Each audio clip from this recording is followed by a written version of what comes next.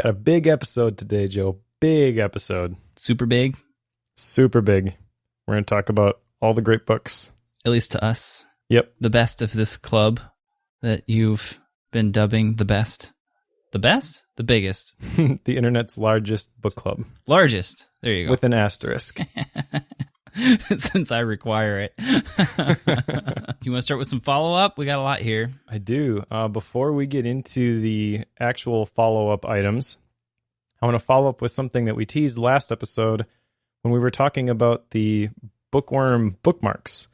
So I'm going to have these with me at Macstock, and you'll be down there too, I believe. Yes. So I'll give you a bunch, and I've also got some Bookworm stickers, so hopefully if you listen to Bookworm and you come to Macstock, you can bump into Joe and I, and you can get some cool stuff. You can also get bookmarks and stickers as part of the Cotton Bureau campaign that we're going to be doing as well. So by the time this episode airs, it'll be up for a couple of weeks, and we're going to have a couple different shirts that you can choose from. But I sent you the screenshot of the listing, and I think they look really cool. So if you want to support the internet's largest book club, asterisk, and be the coolest cat at your library, then you can do that. The URL will be in the show notes, but you can buy a shirt and you can support the show. And I talked to the folks at Cotton Bureau. I'm going to send them a bunch of bookmarks and a bunch of stickers. So if you get a t-shirt, you'll also get a couple of bonuses for free. I'm super excited about this. I love the idea of being able to do t-shirts and stuff. So much so that I'm going to slip a redirect on our Bookworm FM site. So it makes it even easier. So you can get to the Cotton Bureau page by going to bookworm.fm/shirt. And that'll get you where you need to go. So that should be a little bit easier to remember. But yes, t-shirts, stickers, bookmarks, go. Not just t-shirts, by the way. I'm a big fan of the zip-up hoodies, so we'll have a Bookworm hoodie available as well. So you can get a t-shirt or you can get a hoodie, and both of them will come with the bookmarks and stickers that you cannot get anywhere else. Huh? I did not know you were doing that. Now I have to have two. I know, right? Mike. Awesome. Well, we'll mention this again at the end, but yes. Bookworm.fm/shirt. Make sure you get one. And if nothing else, you're really helping us out and supporting the show. So Show your love for Bookworm, buy a shirt, get some cool stuff. Join us at Macstock. That's coming up soon too. So, those are a couple ways to connect with us, buy a shirt and support the show. The URL for Macstock we'll put in the show notes, but it's Macstock Conference and Expo. And by the time this airs, you'll still have a couple of weeks if you wanted to go. It's in Woodstock, Illinois. It's a couple of days. It's a lot of fun. And I've actually got a coupon code, so people can save $70, I believe, on the weekend pass if they use the coupon code Productivity Show, which is put together by Mike Potter. He just assigned these codes to everybody who's going to be speaking, and I'm going to be speaking. So and the theme this year is productivity. So nice. If you're listening to this, it's probably right up your alley, especially if you are any sort of Apple technology user. And the normal weekend pass, I think, is like $250. So $70 is actually a pretty big chunk of that. Other than that, Mike, we have other follow-up to hit. My question for you, Mike, have you learned how to type faster? I think so. Okay, so here's the deal.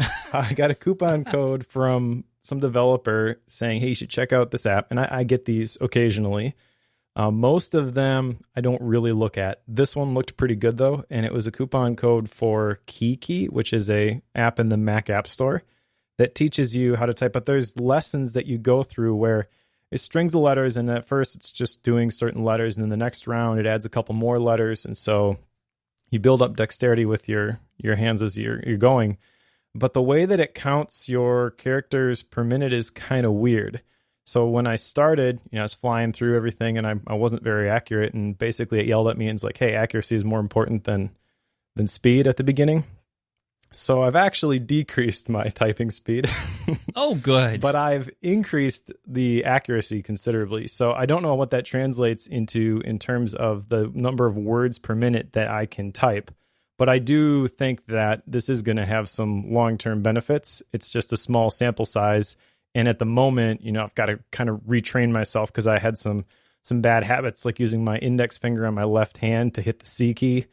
And so I have to kind of retrain the muscle memory. But absolutely, this is going to pay off. I just don't have any stats to verify it right now. Index finger to hit the C key. I'm trying to get the cover off my... Oh, okay, I'm with you. Oh, that's right. You're one of those Dvorak weirdos. So yeah, I was like, wait, you don't... That's not right. You shouldn't do... Oh, wait, never mind. That's a different... Took me a minute. Yeah, it should be my middle finger, but my index finger is the one that I always use for that. I've discovered, so I need to change that. Huh. Okay. A couple of little weird things like that, but it's giving me more confidence when I'm typing. So I do think that this is a win. All right. Well, I'll still hold out for Dvorak, but yes. All right. Well, good to know that you're slowing down your typing speed. Good deal. Touche. All right. So the next one, actually the next two, these are the ones I said there's no way you're going to be able to hold me accountable for. I don't know why I didn't take these out. But just to recap, I guess, teach my kids to look for why, not how, and instill in my kids a self-fueling, self-motivating drive for tremendous work, standard of excellence.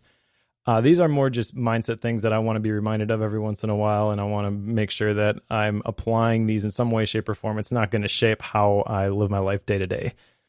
So I think we can probably skip over those. The real important one, and the one we got feedback on Twitter from, unfortunately, by the time we got it, we had already landed on this app. Right. I think his name was John, had recommended.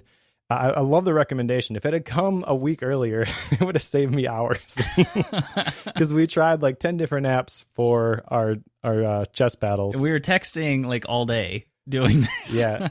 So there are really only two good options in my opinion. There is the one that we're currently using, which is Lichess, Lichess, which is actually a website, but the iOS app is pretty good as well.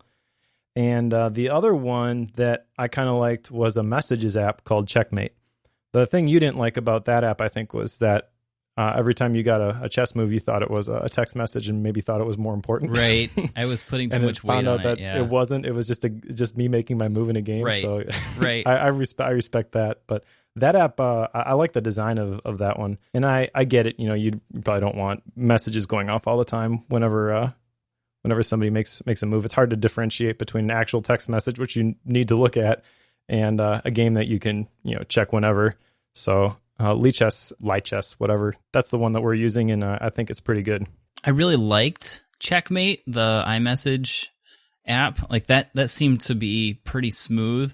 I just wish it was a standalone. Yeah. And then let me do badges with it without the actual notifications. Like that was what I was after for that piece, because to your point, I would get the notification saying, you've got a new text. And I'd go over and it's like, oh, Mike moved. Like, oh, like not that I'm not excited to play chess with Mike, but not worth stopping your work for, that's for sure. Right. Right. So talk about interrupting, the work that you're doing because of a game. Like, all right, well, I don't know that that's the right decision there. So thanks for bearing with me. Yeah, I agree. I have one here outside of chess with you, and that is deliberate practice in the midst of client management. And primarily this is turned into client communications. And this might be one that I need to bring back, maybe not next time, but in a few episodes, if we can remember or set it up right. Partly because I've been focusing on the communication side of it right now, and trying to find ways to fine-tune and perfect my methods of the communication I have with my clients.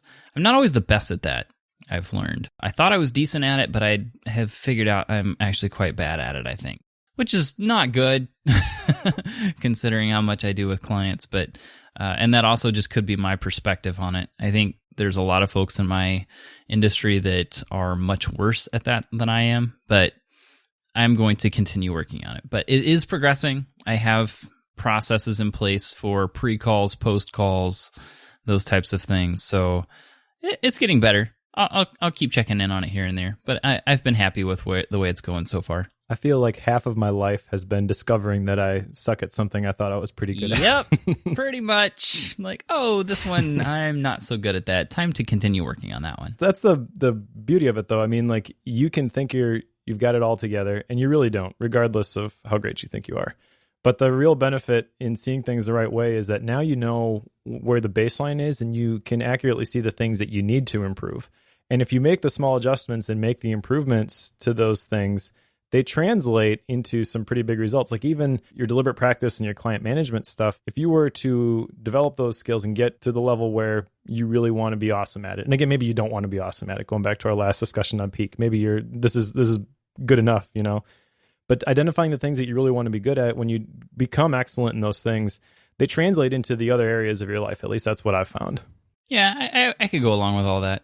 I mean, there's a lot to be said for just noticing weaknesses or noticing places that I need to improve. And honestly, that's probably the story of Bookworm over the last couple of years is, we read a book, it shows us an area that we need to improve on, and we publicly say what we're going to do to try to improve on it and hopefully follow through. Like that's the idea there. So it's kind of Bookworm's become kind of a way for us to do that in public, which is kind of odd for some people, I think, but highly encouraged by, I think, both Mike and I. It is, especially for a couple of introverts. I mean, I guess I shouldn't say, I don't know that you're as introverted as I am, but when we started this was really weird for me. Yep.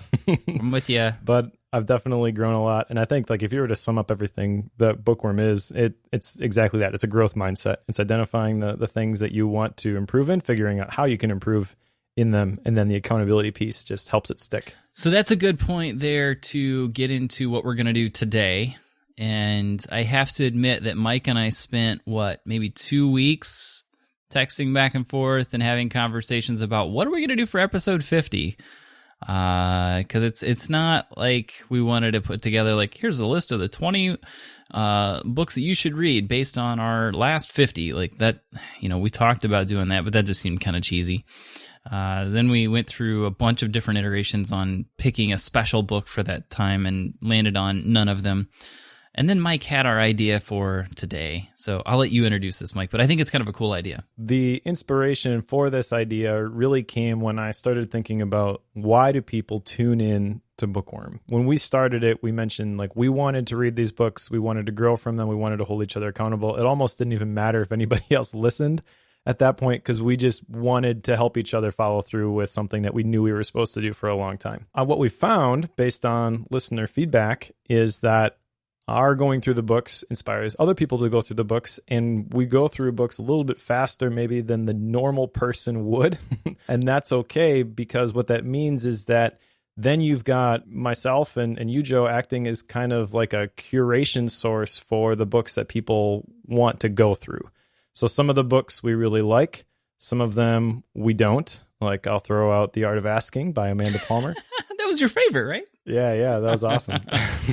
So when we think about like, okay, so this is why people listen to Bookworm, then I got the idea for like the best books that we've ever read. So the best books of all time. But this is not going to be just rehashing and picking our favorites from the books that we have already done. In fact, in prepping for this episode, I went and made a list.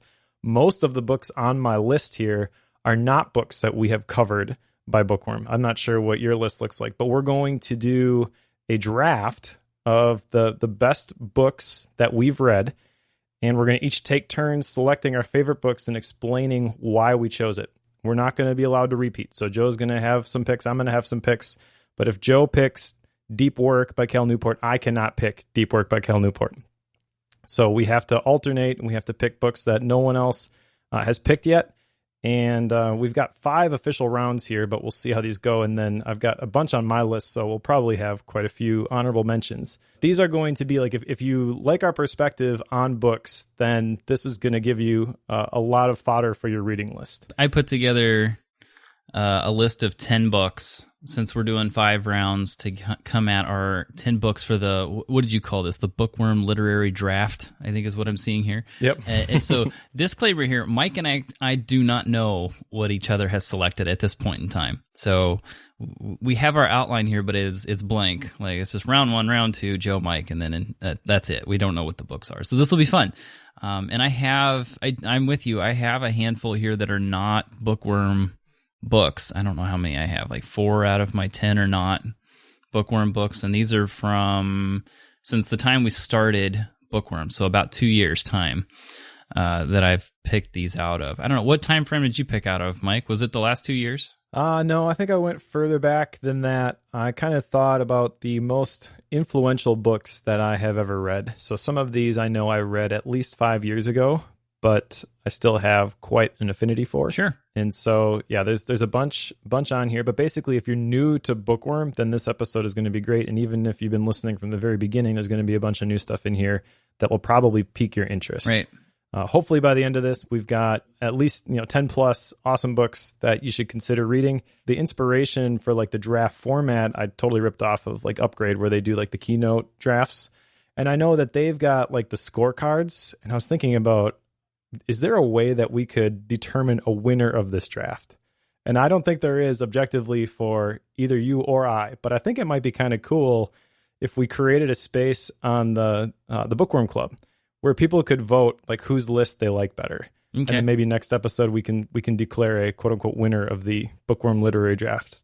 Because this is something that is totally new and I was sharing the idea with you, I wanted to let you go first. So Okay. so I don't like snipe your first pick right away. Okay. So we'll go officially in alphabetical order. Okay. That's how you're gonna get around that one. Okay, sure. All right. So round one, which means I get to go first here, and the number one pick I'm gonna grab here is Grit by Angela Duckworth. Was this on your list at all? Did I snipe it from you? No, this actually did not even make my list. Wow. Good impressive. pick though. I like the book. That's a good one, I think. This was one that it really struck me because it's one that I don't think pre-reading this one, like before that time, I don't think I had really considered the difficulty and the process of developing perseverance. I know that's a thing that I've always struggled with, because I can start things day in and day out. Like I can, new and shiny is like my middle name. I love jumping to the new project, but this book really gave me some tools and the mindsets I needed to think through how to get through and finish something. Because I know this is something you've talked about as a strong suit for you, Mike, is finishing up projects well. And that is not necessarily my strong suit at all. Definitely an area where I need to continue to develop. And this particular book was very influential in helping me to do that. And I consider that one of my major flaws in the way that I do things. So having a book that plays direct into that flaw and helps me to develop the processes I need to get past that, that's huge. It really is. And I can't say that because this is a book from, I forget what episode it was, back in the teens, I think. So it's been a while ago that we read it, but it's one that I have continued to reference since then. There's probably not a 2 or 3 week period that I haven't pulled this book out and referenced some piece of it since then. So it was a pretty easy pick for me to just to say, this is the number one pick I would have of, I think I counted there was 78 books that I've read in the last 2 years. So I'm putting this one at the top of that list. So definitely one I highly recommend. I've given a few of them away. So I love this book. It's one of my favorites. Nice. I want to clarify that I forget exactly how you phrased it just now. Okay. But you mentioned that this was a strength of mine. I want to clarify that it actually can be a weakness because basically what happens is once I commit to do something, I'm going to follow through and do it even if it kills me. So that can be good on one instance because, once I give my word that I'm going to do something, I'm going to do it. But then on the other hand, you can overcommit, and when you feel like you can't drop things, like that can be dangerous too. Like I'm about to leave, as we're recording this tomorrow, I'm going up to Door County for my personal retreat, my 1 day, thinking day that I do once a quarter. And I'm going to ask those questions. What should I start doing? What should I stop doing? What should I keep doing? I have a real hard time answering the question, what should I stop doing? Because once I give my word that I'm going to do something, I tend to just do it forever. And so you need to be able to disconnect from those things and ask yourself, honestly, if I were not already committed to this thing, would it be worth committing to right now? So I want to just call that out. I know that's kind of contrary to the whole point of Grit by Angela Duckworth, because really that's focusing on the ability to follow through and complete the things and the agreements that you've made specifically with yourself. But I think it's an important point that's worth calling out. Very fair. All right. What's your first round pick? My first pick is not a book that we have done for Bookworm. It is The One Thing by Gary Keller and Jay Papasan. Have you read this book? I have not. I don't even own it right now. Like it's on my list to purchase, but I don't own it. Okay, we probably will do this one at some point. I mean, it's my favorite book ever, and it's my favorite for two reasons. One, there's a phrase in there which sticks with me, and I bring up more often than I care to admit, and that's this idea of when trying to figure out like what is the one thing that you should be doing at any given moment, because this is something that probably everybody who's listening to this can relate to. You've got too much to do, not enough time to do it in. How do you pick the one thing that you should be doing right now? It's the best use of your time, your energy, your attention, your focus. Well, they have a framework in here, which it's just one question. Again, asking the right question can make the answer clear. The question is, what can you do right now that makes everything else easier or unnecessary? And I can't tell you how many times I've asked that question, and then I'm like, oh yeah, it's obvious. I should be doing this thing. And that other thing that I was thinking about doing really doesn't matter. Yeah. So that's one really powerful idea that I got from the book. And if that's all I got from the book, that more than would have paid for it. But there's another analogy that they use at the beginning, which is really, really powerful. And they illustrate it with the fact that one of those 2-inch normal size dominoes can actually knock over another domino up to 50% larger. And if you continue that pattern, so you just knock over that first domino, and then you can knock over a bigger one and a bigger one and a bigger one. If you continue that chain, by the time you knock over the 18th domino, it's over the height of the Tower of Pisa, so over 183 feet tall.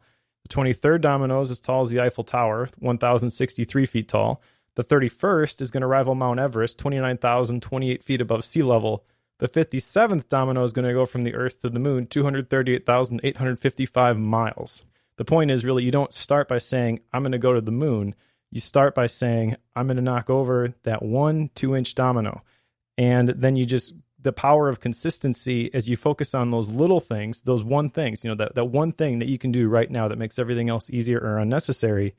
And before long, that compound effect kicks in and you've achieved the results that you couldn't even dream of previously.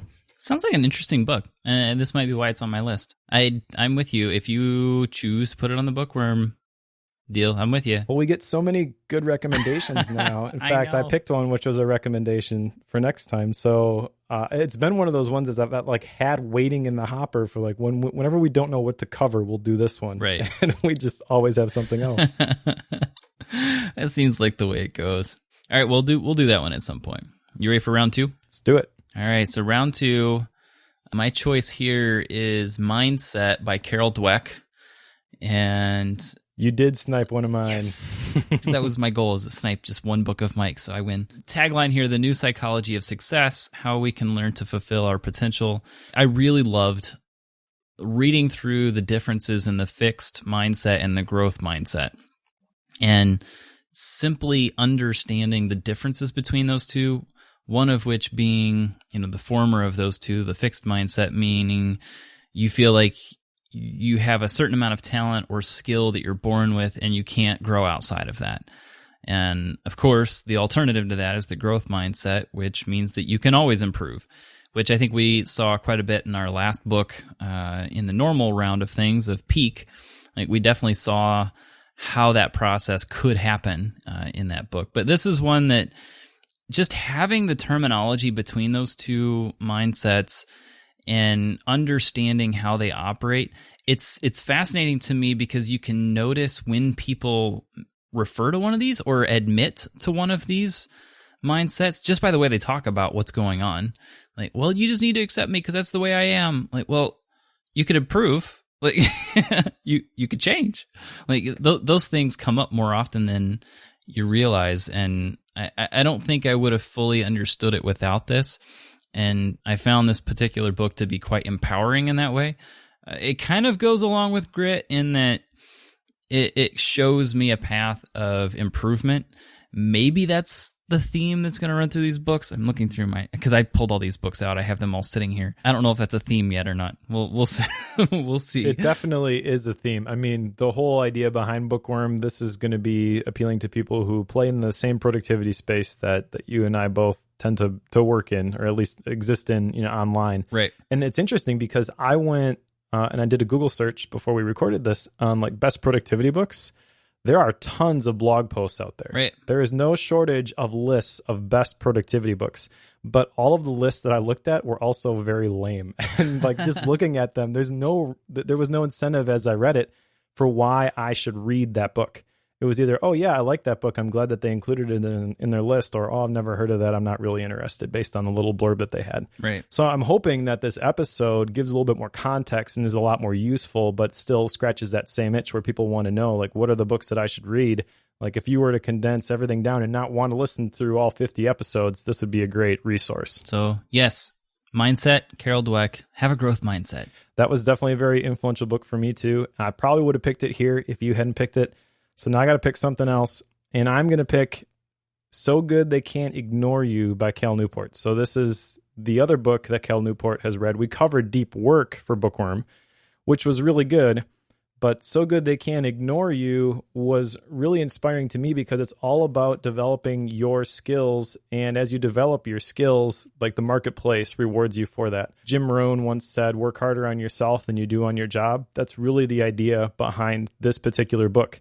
And it was really encouraging as I read it at the beginning of my online productivity journey, I guess. Like I was working with Agent Efficiency at the time, but I was pretty new to the online space. And I still, to this day, suffer from imposter syndrome. But back then it was really bad. And this just gave me the hope that I could become good enough and excellent enough that people would want to listen to anything that I had to say. And it wouldn't be a complete waste of their time. You know, I don't want to waste people's time whenever they listen to a podcast or read a blog post that I wrote, anything like that. And I was really intimidated, like, how am I ever going to get to the level of the Joe Buhligs and the Mike Vardys and people like that? Like, why should people listen to me? What did I do? You know, and this gave me the confidence to just develop your skills, just keep doing it, be consistent, and the results will kind of take care of themselves. In particular, there's a story in this book that's really powerful. It really hit me. And it talks about Steve Martin, who, when he was on an episode of the Charlie Rose Show, Steve Martin said that nobody ever takes note of my advice because it's not what they want to hear. What they want to hear is, here's how you get an agent, here's how you write a script. But I always say, be so good they can't ignore you. If somebody's thinking, how can I be really good? People are going to come to you. I've kind of embraced that mindset and try to use that to motivate everything that I do. And, at least so far, it seems to be working. Yeah, I can't say I've read this one, but kind of going along with that same thinking is that I saw a phrase by, I think it was Michael Hyatt, who was actually one of the folks who inspired me to start my blog initially, which I have not updated in way too long. But whenever I first started that, the thought that I continued to remember was that I didn't have to be the best in the space. I simply had to be ahead of somebody. Yeah. I had to be one step ahead of someone. And I had to keep that someone in mind when I was writing, because that meant that I was writing for them. So I was writing for the people that I was one step ahead of, and just continue to do that. And then as you get better, the number of people that you're one step ahead of will continue to grow. Like, that's the idea there. That sounds very similar to what this book is about. Now, again, I have not read it. I'm just kind of projecting there, but I don't know. Is that a fair correlation there? Kind of. I think the main idea behind it is the same, like the root motivation, but you described it a little bit different. Whereas like Cal Newport in So Good They Can't Ignore You, really he's talking about control what you can control, which is really whether you're going to have a growth mindset and develop your skills. Whereas if you're focusing on who can I teach, it's kind of like externally focused instead of internally focused, if that makes sense, where you're looking around you for people who you can you can teach what you do know, whereas So Good They Can't Ignore You, the difference here is just you're not even worried about what anybody else is doing, because all you're doing is developing yourself to the highest level that you can. I'm going to have to add, man, see, this is the problem. This episode is going to cost me some money. I knew it. All right, round 3. This one I think people probably could have seen was coming. Kind of going off the Cal Newport train here. So this one's Deep Work by Cal Newport. And I would say, like, there are some things after having read this and then reading a bunch of other books that then reference this one. You can tell that this is a very influential book for a lot of people. And I know that with a lot of the work that I do, finding time to focus and spend a decent amount of time working on some important project, that's tough to come by. But having read this, it finally helped me understand that that is super important and shows me some of the paths that I need to take to develop habits and routines around doing that focused work in the middle of a distracted world. And I think possibly the world that I work in is one of the most distracting because, when we're doing high-speed development, people want immediate feedback. I was running through Slack stuff this morning and realized that I'm a part of 38 different Slack teams right now. Whoa. So it can get to be nuts and very fast-paced. You throw on top of that probably an average of 15 to 18 different discourse forums that I'm actively participating in at any given time. We're talking high volume. Throw email on top of there. I get over 100 a day. So it can get fast. And I could just sit and respond to messages all day long and not be caught up. So this book was one that really helped me realize that could be a problem and try to develop ways to get past that. And I know that there's a lot of people who work in distracted work environments or struggle to do meaningful work that's not just responding to messages. That's a difficult thing to get past. For those who are in that world, I highly recommend this one. This was a good step towards trying to figure out the ways to get past that. Nice. Yeah, I definitely agree. Deep work should be on this list. I'm kind of surprised to see 2 Cal Newport books in the top 3 rounds. Right. But it's not crazy to expect that either. I think Deep Work is probably the more popular book of the 2 major books that he's written. Sure. He's written a couple other ones. But yeah, I had a hard time deciding between this one and So Good They Can't Ignore You. And I'm kind of glad that you picked this one because it definitely deserves to be on here. And I probably wasn't going to pick another Cal Newport book. You can't pick 2 from the same author. You just can't do that. Yeah, exactly. All right, so my pick for round 3, this is interesting because we covered this one back in episode 5. It's Essentialism by Greg McKeown. Now, when we covered this one in episode 5, I gave it a 4.5, you gave it a 5. But I'm picking it at round 3 as one of the best books that I've ever read. Yep. And this just illustrates to me what's interesting about this. We can read a book in the moment and we can have our initial reaction to it. We can give it an arbitrary rating. Yes, our ratings are arbitrary. No, they're not. It's very calculated. But then you don't really realize how big an impact a book has on you until you've achieved some time and some distance. And this is another one of those ones that I keep finding myself coming back to. I've read it a couple different times now. And every time I read it, it's like I'm reading it for the first time. There's just so much insight that I get from it, so much clarity. And this one in particular, the thing that really stands out to me are these images that they've got. So this is the one where he's got the squiggly line that goes all over the place on the cover. Okay, so the idea here is that when you are trying to concentrate on all these different things and you're trying to balance all these different things, you've got a bunch of these squiggly lines that are going all over the place. But when you embrace the idea of essentialism and you focus on just the things that are essential, you cut out everything else. And really this kind of is in line with the one thing. What you're able to do then is instead of having all these different arrows that are going all over the place, you're able to focus on the one arrow. You're able to make significant progress in one direction because you're not trying to balance a whole bunch of different things at once. And I just think that this is a really powerful book, and Greg McKeown is a great author. It's very approachable. And I think that anybody who would read this is instantly going to get a lot out of it. And I continue to years after, I read it for the first time. Yeah, this is one that I did have on my list. So you did snipe this one from me, but I'm with you with, with so much of the stuff that you and I do online, it's easy to just say yes, yes, yes, yes, yes. And the next thing you know, you've got 14 super important projects that you got to spend your time on.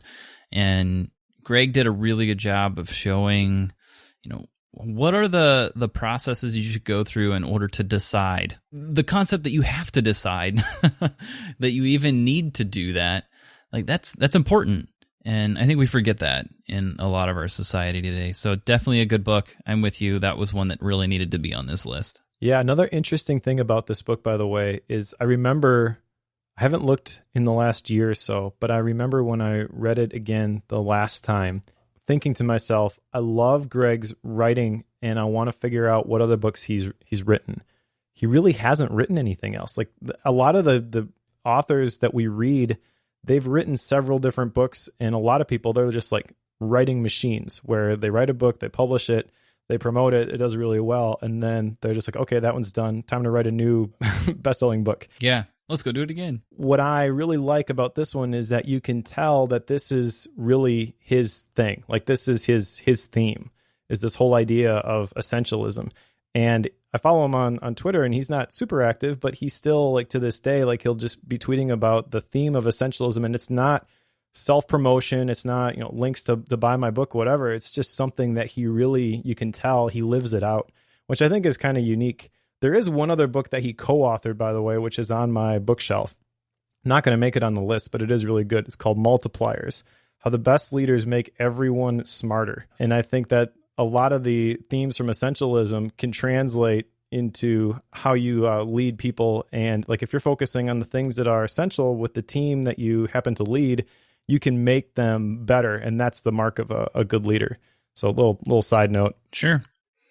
All right. So round 4. And this is going to be the first book I have here that's not a bookworm book. I know you've got a few that aren't, but this one is The End of Absence by Michael Harris. Tagline: Reclaiming What We've Lost in a World of Constant Connection. And I have referenced this book a handful of times, I know, on some Bookworm episodes, not recently, but, not long after I read it, I did bring it up a few times. I try not to reference the same books over and over and over again, but The End of Absence. And a lot of what this is about is how we don't take time to just have blank space. We were doing the 3 questions for a frantic family, and one of the themes that my family is working through right now is that we thrive on white space in the outdoors. Well, the white space piece of that is partially instigated because of this book.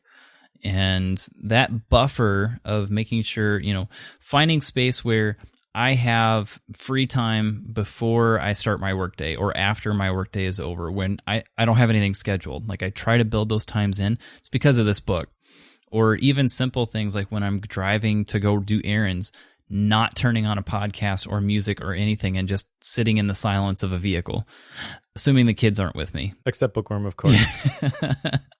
So when I have the ability to find, that buffer zone, like that's super important. But Michael Harris goes through in this book the process of how we've lost that and how that used to be most of what we did. In today's world, we don't really have white space. Like, we try to fill every last minute because we want to be the most effective and the most efficient. So we have to have something that we're doing at all times in every moment. False. You don't. I read this one in I think a day and a half, because he has a really cool writing style. But this is definitely one I recommend, especially if you feel like you're just running ragged and need some blank space and want to know why, because he explains a lot of the rationale behind why that absence is so important. So yes, The End of Absence, Michael Harris. Nice. Yeah, I know you've talked about it, but I haven't really looked at this one. Again, just because there's so many books on my list currently. So many books. But this is very much in theme with a lot of the stuff we've got on here so far. A lot of the books that we've read, actually, and honestly, a lot of the books in the productivity space, the self-development space, they're about cutting out all the noise and being able to focus on the thing that's important. And I think that's just going to become more and more of an important skill as the culture that we live in, just there's more and more information, more and more noise. So it's kind of an interesting observation looking at our list so far. Yeah. Don't fill all the space. Right. My number 4 is the book that started me on my productivity journey. And I heard about this initially from Asian Efficiency. That is Eat That Frog by Brian Tracy. And a reason that I picked this is that the whole idea of eating that frog still affects my day-to-day work, even to this day. It is the single strategy that is responsible for me getting up early, writing my book, getting it self-published in 8 months and getting connected with Asian Efficiency and Joe Buhlig and Bookworm and all the other things that I'm doing right now. Like, this is the one thing that if I were to pick like only one that contributed to my current situation, it is this whole idea of eating your frog. Now, the background of that phrase, eat that frog, because if you're not familiar with this, you're probably like, what the heck? What does that even mean? I'm not eating a frog. Right. There's a Mark Twain quote that goes something like, if you eat a live frog first thing every day, nothing worse will happen to you the rest of the day. And the productivity perspective on that is that we tend to procrastinate on the things that are big, they're ugly, they're distasteful. And so if you can apply the very best of your mental resources, your willpower, your attention, your focus, at the beginning of your day, before you do anything else, if you prioritize those things, then that does a couple of things for you. Number one, you can consistently take action on your important projects, whether they are work-related or whether it's your side project, your side hustle like me, trying to write my book. But then secondly, what it does, even if it's a work frog and you do it once you get to the office, what that allows you to do is handle the big stuff at the beginning of the day, and then in the afternoon, when your day goes haywire, because sometimes it will, you're not going to feel so bad about it. You're not going to be as stressed out because you'll have the confidence knowing that you at least got this important thing done. And that mindset, that's the really important thing for me. And that made all the difference, honestly, when I was trying to write my book and having to go to the office and working with a development team all over the world and being stressed out, having too much to do, not enough time to do it, and like all that stuff. I've been there. But at least when I started eating my frog and doing my writing, I felt good that I was consistently taking action on this thing that internally to me was super important. And so when something went wrong during the day and I had to slow down and deal with a quote unquote emergency, I didn't feel so bad about it. It's kind of weird. It's kind of hard to explain, but like in the back of your mind, it's almost like, this isn't really that big a deal. And it's just a little bit of a perspective change that comes from doing those important things first. Yeah, I've not read this book. I know I probably should. Whoops, I guess. This is one of those that people in the productivity space talk about quite a bit. I have to say that this is one that I just kind of embraced the concept of do the most difficult thing first, and I haven't really gone beyond that. So, whoops on that. I should probably read it at some point. The book itself is interesting because it's called Eat That Frog, but really the whole book is 21 short strategies for overcoming procrastination. Okay. And the Eat That Frog strategy, like that's number one. And a lot of the other ones, maybe he'll reference it, but they're kind of separate chapters. So if you're like just getting started in the productivity space, this book is great because it gives you a whole bunch of strategies and you can pick the ones that you think are really going to work. But Eat That Frog, that seems to be applicable to anybody in any situation. And you can just pick that up once you get the gist of it. But there's a lot of great stuff in here. And also Brian Tracy is a very good writer. I really like his style. He's very easy to read. So yes, I should read this one. Round 5. Yep. This book, this is my last one. I have to make this as a good one, right? I think we'll have several honorable mentions, but this is the last official pick. Okay. All right. That makes me feel better. This one is The Checklist Manifesto, Atul Gawande. And I think there are a lot of people in my life that wish I had not read this. So, whoops. Sorry about that. What I have learned is that checklists are something that I'm drawn to, and not necessarily from the stance of trying to just check things off as much as using checklists as a communication tool. And I'm thinking specifically of a couple scenarios where I'm the leader of teams and those teams need to perform tasks and they all need to do them in the same way. And this book really gave me the motivation and the terminology and the philosophy behind why we should be using checklists to do that. And what they have become, and with the communication side of that, is they've really developed a way for us to say, here's how this process needs to happen. Okay, great. But what happens if we add an aspect to that, which we've done? Well, instead of having to do a whole, let's get a meeting together and let's get everybody on the same page and explain it and blah, blah, blah, we could just add 1 or 2 items to that checklist and put links to them and say, here, this is what this is the description of what this is, and done. That's it. People can do that as they go through them. It's not like it's a big to do to make those changes, but at the same time, it also prevents people from making mistakes, or close to. So I really was drawn to, or I guess maybe drank the Kool-Aid over this whole book, just because I'm very much one who is a perfectionist and wants to get things right. And having a simple list, gosh, it's just a checklist, but it really does solve a lot of problems. It really does. So this one had a pretty big impact on me, just because it basically allowed me to say checklists are okay, instead of resisting them and feeling like it was petty or something that wasn't worth my time, or I shouldn't need this. But a simple checklist goes a long ways. So I'm grateful for Gowande putting this together and saying it's okay to like checklists. It's all right. So thank you, Atul. Dr. Gowande. Dr. Gowande. I was wondering if you were going to pick this one, because I remember when we did it, you were pretty excited about it. I was all over it. So yep. All right, man, this is really hard picking just one more. Maybe we should extend this. But if I have to pick just one more, I have to pick Man's Search for Meaning by Viktor Frankl. As I mentioned when we did that episode, like, that book really, really impacted me. And I think that it's a very good read, and everybody should read that at some point, because it gives you a good perspective on your own situation. You can get caught up in the moment and think that all these things are going wrong, and then you read that and you're like, yeah, I don't have it so bad. And he's a great example of the power of a positive attitude. I mean, the thing that got him through basically was his attitude.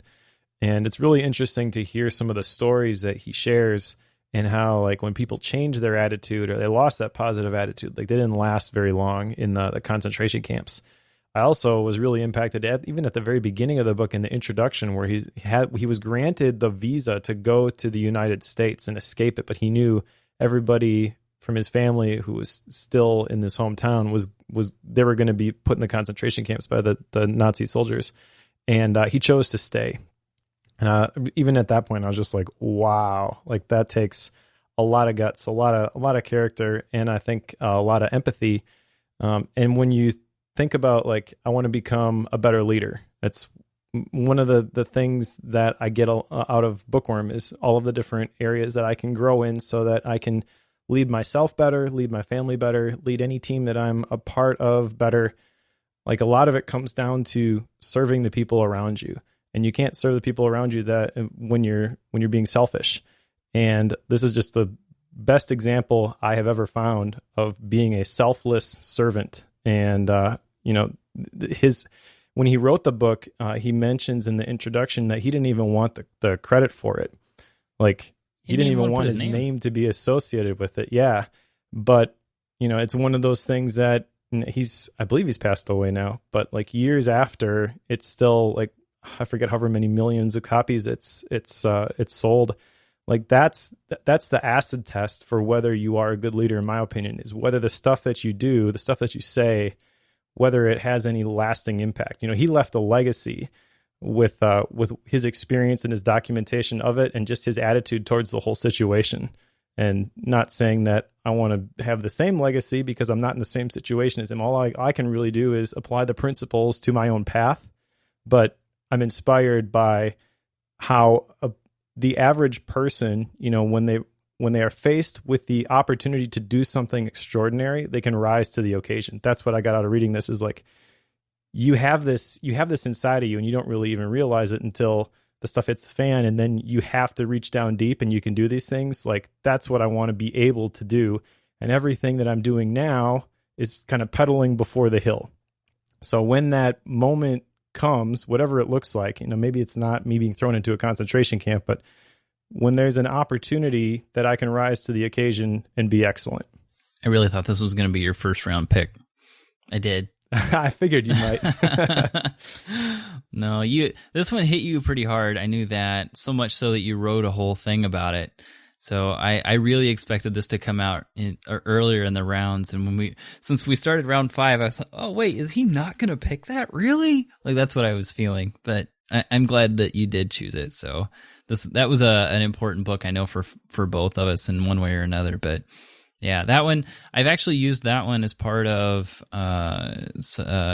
at church staff meetings, we do a devotional before our meetings start, and we rotate who's in charge of that. And whenever I had my turn the last round, there was a section of this that I used for that particular devotional. So yeah, it was an impactful book. So yes, definitely one that needs to be here on the list. I'm just surprised it took this long to come out, Mike. Yeah, well, if you look at what else is on my list, there's probably a few other things that you're like, I can't believe it's not on there. Right. Like The 5 Dysfunctions of a Team by Patrick Lencioni. Right. Again, one of my favorite books.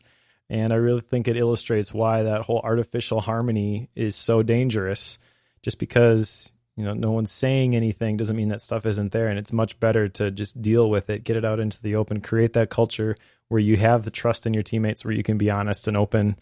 Like that's pretty rare, but it's super, super important. And I've given away tons of copies of that book in particular. But when you compare it against the other ones that I have picked here, it just didn't quite make the cut. Yeah.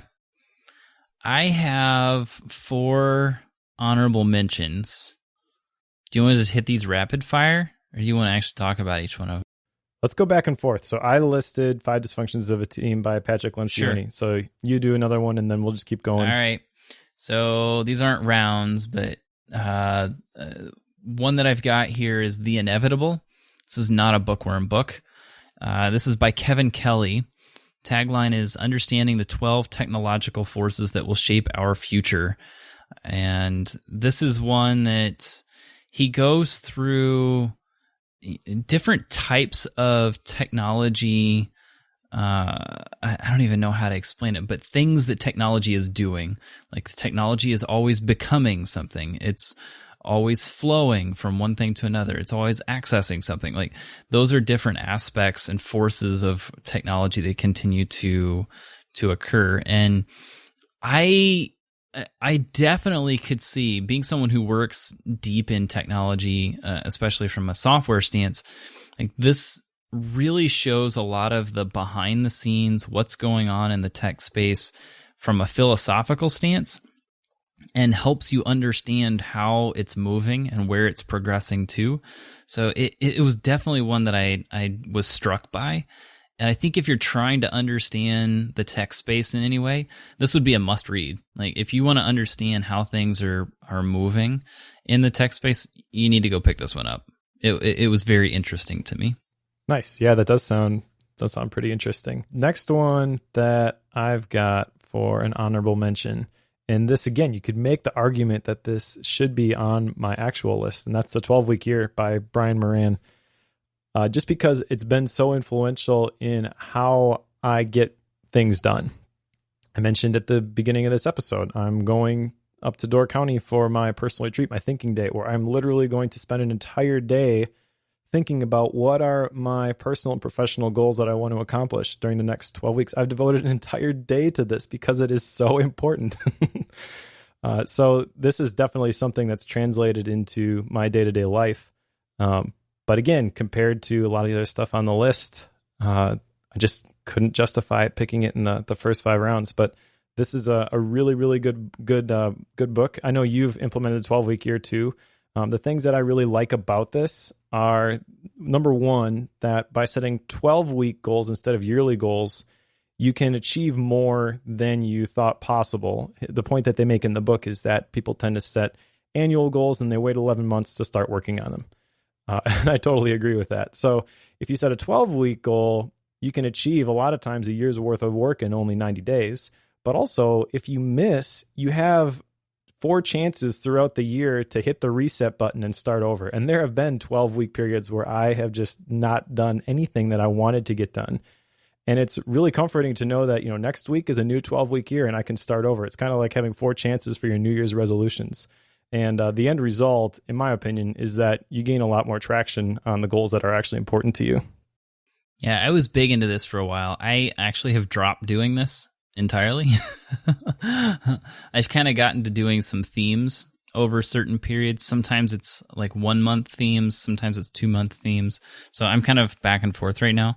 I will say that the 12-week year was one that helped me to get to that point, and helped me to break my work schedule down into smaller chunks versus this year I'm going to do XYZ. So definitely one that I can get on board with saying is a good honorable mention, though it wasn't on my list. So take that for what it's worth. The next one I've got here is Daring Greatly by Brene Brown. How the courage to be vulnerable transforms the way we live, love, parent, and lead. And there was one major takeaway I had from this one, and that was take chances. And it's like, okay, well, I am someone who likes to know what's going to happen before it happens. Haven't been a real big risk taker at all, and don't really like putting myself out there unless I have to. This book was one big piece in telling me to get over it, Joe. Put yourself out there, take a chance, otherwise you're not going to be anything super important. Like, that's just not, like, you're not going to be a big mover in any space or a big help to someone. So get out there, put yourself out there. It'll be okay. Like, this book was a big push and a motivator in that way. So grateful for this one. I was a little bit surprised when you initially said this one, but I guess thinking back, it makes sense because I believe that reading this one is the thing that led you to picking my unfavorite book of all time. Yep. The Amanda Palmer one. Yep. Because I know Amanda Palmer is heavily influenced by Brene Brown. Right. So I will say Amanda Palmer's book was not on this list and not anywhere close. I thought about picking mind. That as my number one, just as a joke. All right. Another one on my honorable mention list is, and again, I have trouble picking between two of them. They're both by the same author, so I'll give you both of them. Although the one that I'm officially going to pick is Love is the Killer App by Tim Sanders. Although Today We Are Rich is also very good. Love is the Killer App I'm picking, though, officially because it's a little bit shorter. And also, it really just hammers home the idea of the abundance mindset. It's all about, like, if you really want to succeed at business, the way to do that is to, in his words, love other people, like serve other people, put other people first. Don't even worry about other people's success. Just think, how can I help that person? And I think that this is, it's really something that has translated into my own life, is that, abundance mindset versus scarcity mindset.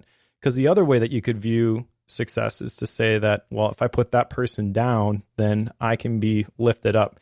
But that whole idea of there's only so much success to go around, I think that that's pretty prevalent. And I also think it's pretty dangerous. It's also completely unnecessary. I believe that there's no shortage of success out there. Like, you can have as much success as you want, and that doesn't diminish what I'm able to do. And actually, if I'm looking at how can I help other people, what I've found is that a lot of times people are more willing to help you. And a lot of the things that I'm doing right now, I am the benefactor of something that I did not earn. And I am very thankful for that. And I want to, I guess the term would be kind of like pay it forward. How can I help other people, pull other people up, get to the same level of success or even beyond, like what I've been able to achieve? And Tim Sanders is a really good, it's a really easy read. He's a really good author. I've actually met him. So he's a really cool guy. What he says in the book totally comes across when you meet him in person. He's very authentic. Cool. Yeah, I own this book, just haven't read it. Maybe it'll be a Gap book at some point. Another honorable mention here. I've got two more. I don't know how many you have. But the next one I'm going to pick here is Perennial Seller by Ryan Holiday. He is the one who, and this is, of course, not a bookworm book, but he wrote the book, The Obstacle is the Way, which is one of, episode 3, I think? 3 or 4, something like that we did. But this one is about the process that you go through to create a thing, a book, something online, you name it. You go through the process of building that, and how do you do it such that it's not necessarily a big time bestseller list hitting item, as much as it is one that builds slowly and continually starts to to build into what am I trying to say? Something that lasts a long time and sells for hundreds of years. Like it's a perennial seller, just that. And he has a lot of examples in the book, but the tagline that he has here is the art of making and marketing work that lasts. So it was very influential to me in helping me understand how to go about building some of my online stuff and what are the things that I should be doing or shouldn't be doing with my business online. And although I will say I haven't been very successful in implementing hardly any of those, it has continued to form my thoughts around it. So it's one that I continue to reference very regularly. Yeah, this is a good one. I really liked the one that we covered for Bookworm. The Obstacle is the Way, I think, is the one that we covered. Yep. Ego is the Enemy is another one that he's got. Everything that Ryan Holiday writes, I'm a fan of. I'll just pick one more official one, and then I'll give a couple rapid fire at the end, maybe. I have to get Simon Sinek on this list, and we covered Start With Why, but the book that I really liked by him is Leaders Eat Last. It's really, really good. Obviously, the focus is on leadership. The story that he tells at the very beginning, he talks about in the Marines. The leaders will come into the chow line and they'll make sure that everybody else underneath them eats first. And I think that's a really powerful idea, but he also has a lot of really cool stories on how this plays out. There's one story in particular at the end of this book, which I have referenced many, many, many times because he kind of deconstructs the situations that exist currently and how we got into these situations and how it was really like a lack of leadership. So one thing from this book that I will always remember is he talks about, and I'm going to probably mess up a few of the specifics, but you'll get the idea, how we got into our current political climate where you've got the Democrats versus the Republicans, and they are just so militantly against each other. Because he's like, it wasn't always that way. And he points back to a specific moment when Newt Gingrich, as the Speaker of the House, passed some policy change where they didn't have to be in Washington, D.C. as often as they normally were. So up until that point, Democrats, Republicans, whatever, they lived in Washington, D.C. Their kids went to the same schools. They went to the same churches. They saw each other outside of the House or the Senate floor, and it humanized the other side. And they were able to work together a lot better because of that. But after this policy change, they didn't stay in Washington, D.C. They flew into Washington, D.C. whenever they had to vote, and then they would go home and they'd raise funds. And you can totally see what effect that is having now, where just like you see the video of the debates and things like that, and it's just like, how did we get here? Well, that's how we got here. Is you have a bunch of people who have embraced an us versus them mentality because you don't have to compromise, you don't have to get along, as soon as you walk out that door. And I think like the whole idea of leadership that he promotes in this book, like this is really the solution to a lot of the problems that we face as a society. But also it's nothing I can do to fix that situation, at least not immediately. So it's kind of like you see how it impacts things on like a large scale, but also it inspires you to like control what you can control. It sounds like an interesting book. I've not read this one either, but definitely one I want to pick up. The last one I'm going to put on my honorable mention list is one I just finished up because I can't help myself. It's called The Revenge of Analog by David Sachs. And tagline is Real Things and Why They Matter. And David goes through the comeback of vinyl records, the comeback of paper notebooks, the comeback of film, board games. Like he goes through each of those and explains the cultural desires and different aspects of the mental philosophies that people have and why. Why did vinyl records come back? Well, why is that? Well, you buy a vinyl record and you have something physical in your hand that you own that is music. Like there's that, sound quality aside, because there's some arguments one way or the other, depending on what you prefer, of which one's better. But, being able to own a physical thing can have a big impact. So That book is really interesting. David is someone who writes online quite a bit and writes for some magazines and journals and such. So he knows how to write in an entertaining way. So this is a very easy read and very intriguing and interesting historical read as well, because he does give you the history of each of those industries and why they ended up where they were and why the analog version of something came back. Like, everybody thought that film photography was gone, and yet it's coming back. Interesting. Okay. So that was one that is one that I would highly recommend, just because it's an interesting read, and it does play out some interesting aspects of our culture and society that you don't really think about. So definitely a good one. I figured you were going to pick that one. Yeah. Also, when you were talking about the reason behind vinyl records coming back, I was thinking to myself, 2 words, Casey Liss. There you go.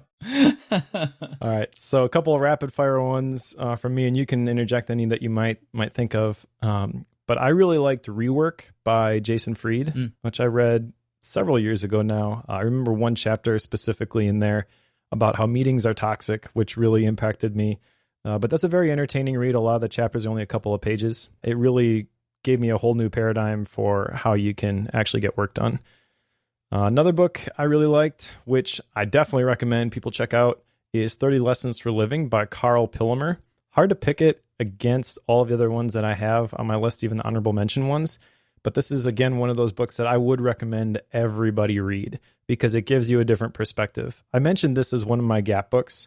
But the basic idea behind this is that there was this guy, I think he's a doctor, Carl Pillemer, who interviewed a bunch of people in nursing homes who had gone through some things. It was the golden generation, the last people who really had to sacrifice something, at least in the U.S. anyways, who had to, that they went to, they served in the war, they came back, they had to sacrifice, things like that. They've got a different perspective on life than a lot of us do. And they shared their lessons that they learned throughout their life, which had allowed them to be successful.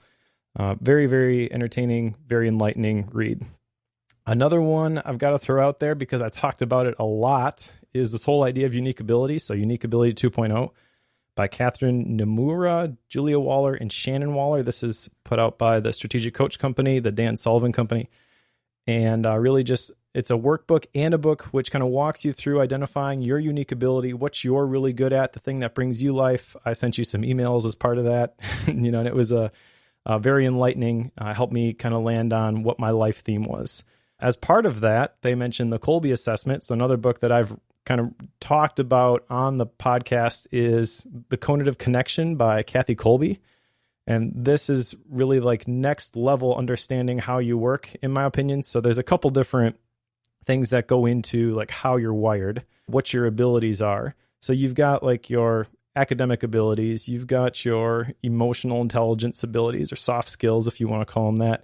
And then you've got your conative abilities. And this is kind of like I mentioned probably on this podcast before, I tend to be a high fact finder. So it's my natural mode of work. I tend to learn all the facts and then make a decision. Well, not everybody's a high fact finder, and my wife is a high quick start. So understanding that she's naturally just going to try something and that's going to drive me crazy actually has a lot of value because then we can figure out how we work together better. And it doesn't just have to be a marriage context, obviously. That could be with any sort of team that you find yourself in. Last one I got to throw out there is The War of Art by Stephen Pressfield. I think that for anybody in a creative field, understanding the idea behind the resistance and how powerful it can be in keeping you from doing your creative work, that's something that you need to have an awareness of. And actually, one more I'll throw out there, Steal Like an Artist by Austin Kleon, because I mentioned that one a bunch of times. That's the one that gave me the clarity that, I actually am creative. Just because I'm not creating something completely new all the time doesn't mean that I'm not creative. I'm connecting the dots in a way that's never been done before. So that is, by definition, creating. You notice what's not on any of these lists? What's that? Getting things done. Yes, I did notice that. I pulled up bookworm.fm, and was just flipping through the list of books that we've covered and looking at the books that you would think would be on this list, but aren't. This is a great example. I'm glad that you called this out, because this is an example of how things stick with you or don't stick with you over time. And, this one did not stick with me, did not age well, especially when we read the updated version. And even now, well, especially now, I would say, I think that a lot of the concepts that apply to the getting things done framework that he outlined there, yeah, you can still apply that and get some clarity maybe, but I think that it is not aging very well. The whole idea of tags instead of context is way more powerful, in my opinion. And I don't know. I know that OmniFocus was built on this for a long time, and I think it's very telling that they've kind of broken away from that with OmniFocus 3. I hate tags. Just gonna say. Well, that's fine. But I mean, it's an example of how the system that it was using didn't adapt with the way people work. And I kind of got that even when we read this. When was this published? This was July 7th, 2016. So 2 years ago. And at the time we were like, I wish he would have spoken more to the technology and how that's actually changed. We heard like, this is the new version, it's updated. And all he did was strip out every technological reference. True. I don't know. I think that shying away from that in an attempt to be evergreen, really, that's not helped it. And who knows, maybe he'll come out with a new version and it's going to be updated for the way that people work, and it better balances the exponentially increased amount of information that people have in their inboxes. But even with a simple framework like this, a simple workflow where you just put things into the right place, I kind of feel like you've got to have a more efficient triage system for a lot of people anyways. One that I was really expecting you to pick, but you didn't, was the 7 Habits of Highly Effective People. I figured that, yeah. I really expected that, and you didn't even bring it up in your rapid fire stuff. Yeah, that's true. I don't know. I guess there is some stuff from there that I reference all the time. I think even in the last episode, I mentioned the emotional bank account. So stuff like that really sticks with me. But I also think that like the whole idea of the big rocks and sharpening the saw, stuff like that, maybe it's just because I've been familiar with those concepts for a long time. And when we read them in the context of the book and you've got all of those things packaged together, again, you kind of view it as in isolation. And then as I achieve more distance from it, how often do I go back to those things? Not that often. I definitely, the case could be made that should be on at least the honorable mentions list, but I've got way more honorable mentions than you do, so I had to draw a line somewhere. The other one I'm going to call out just because I think this is interesting, because this was a book that was, everybody talked about it. It was making a ton of circles. Everybody was saying, you got to pick this up and you got to read it. So we read it for Bookworm, and it didn't rate very well for us. You gave it a 3. I gave it a 4, but that was, if I recall correctly, I was being very generous with a 4.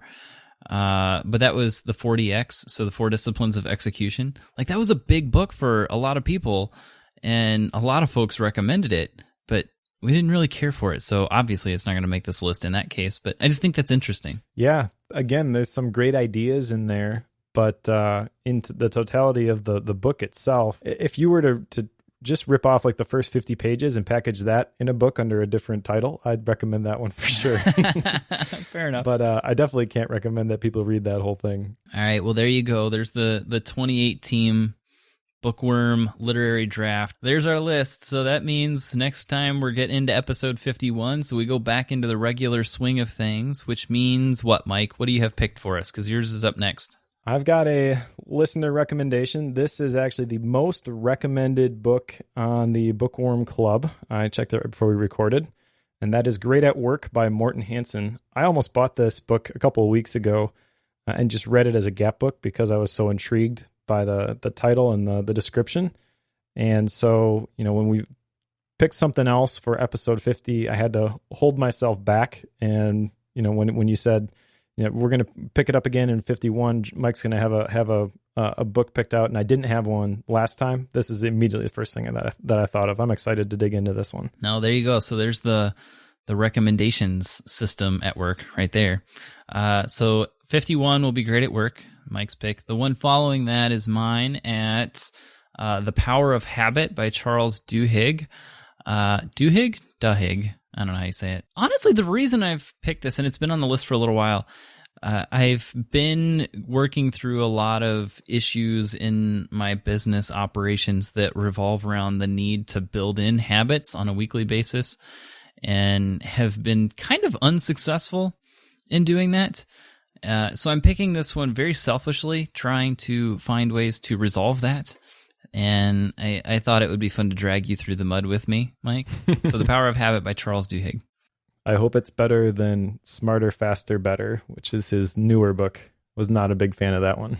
Interesting. That's not starting off real well. Gap Books, I've got a small book that I ordered recently from Michael Hyatt called No Fail Meetings. It's very, very short. It's one of those like Derek Sivers, anything you want size books where it looks like it's about 60 pages and they're small. It's a smaller book. Perfect size for the Bookworm bookmarks, by the way. There's enough organizations and teams that I work with that the meetings are not efficient, that I'm hoping that there's going to be some real practical information here that I can apply, even if I'm not leading the meeting, to result in better meetings, better outcomes. There you go. Yeah, my Gap book is what you just mentioned, Anything You Want by Derek Sivers. You told me to read this one, so I picked it up, and I needed a Gap book, and I needed to start reading one today, so that's it. It was sitting on my shelf. That one's pretty short. I think I read this in like an hour and a half. But it's really engaging. He's the guy who created and sold CD Baby back in the day. And I think you'll probably get a lot of it. I'm interested to hear, maybe for follow-up next time, what you thought of it. Okay. Cool. So that is, like you said, the Bookworm Literary Draft of 2018, the 10 best books of all time, according to Mike and Joe, curators of the internet's largest book club, asterisk. If you want to support the internet's largest book club, asterisk, then you can buy a t-shirt, link in the show notes, or you said bookworm.fm/shirt, right? Yep. All right, cool.